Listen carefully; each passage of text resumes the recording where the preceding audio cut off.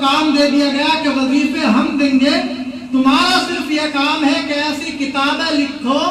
کہ ہندوستان کا مسلمان جو ہے وہ اپنے نبی سے دور ہو جائے اور ان کے سینوں سے اس مصطفیٰ نکل جائے۔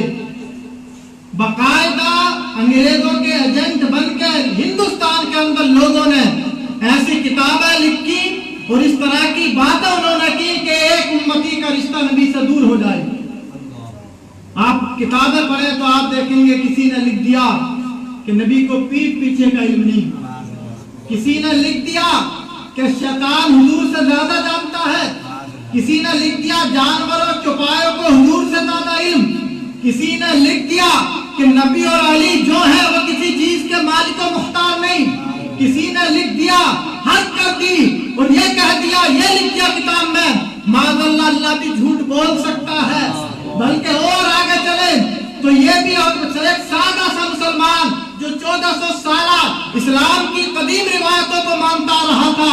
اور ان رسموں کو سینے سے لگایا ہوا تھا، انہوں نے اس سیدھے سادے مسلمان پر کفر و شرک کے فتوے لگائے۔ اگر اس نے محفل میلاد منایا تو کہہ دیا یہ بدعتی ہے، مشرک ہے۔ اگر اس نے حسین کے نام کی سبیل لگائی تو اس پر شرک کا فتویٰ، اگر مزار پر چلا گیا تو شرک کا فتویٰ، اگر غوث اعظم کو دستگیر مان لیا تو شرک کا فتویٰ، اور اللہ کے نبی کو حاضر و ناظر مان لیا تو شرک کا فتویٰ، اور تو اور اگر وہ ایصال ثواب کی محفل سجا رہا ہے تو شرک کا فتویٰ۔ اس طرح کے جب کفر و شرک کے فتوے جب ہندوستان کے اندر جب ایک سیدھا سادے مسلمان پر لگائے گئے تو بیچارہ کیا کرتا، کرے تو کرے کیا، جو بھی کر رہا ہے اس پر کفر و شرک کا فتویٰ۔ اگر مزار پر چادر چلا دی تو وہ مشرک ہو گیا ہے، کسی بزرگ کے نام کی نیاز کر دی تو مشرک ہو گیا ہے۔ حد تو یہ ہے کہ طرح طرح کے کفر و شرک کے فتوے اس سیدھا سادہ مسلمان پر لگائے جا رہے تھے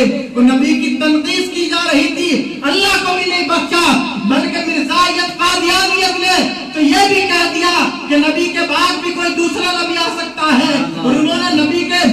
نبی ہونے کا انہوں نے دعویٰ بھی کر دیا۔ ایسے دور میں، پرفتن دور میں، جہاں انگریزوں کا فتنہ ایک طرف، وقت کے سائنسدانوں کا فتنہ ایک طرف، یہودیت اور نیچریت، عیسائیت، لاطینیت، الہادیت سب اپنے اپنے پیر جما رہے تھے، وہابیت بھی اپنے فتووں کی بنیاد پر ہندوستان کے اندر اپنے پیر جما رہی تھی اور دیوبندیت بھی اپنے فتوے لگا رہی تھی۔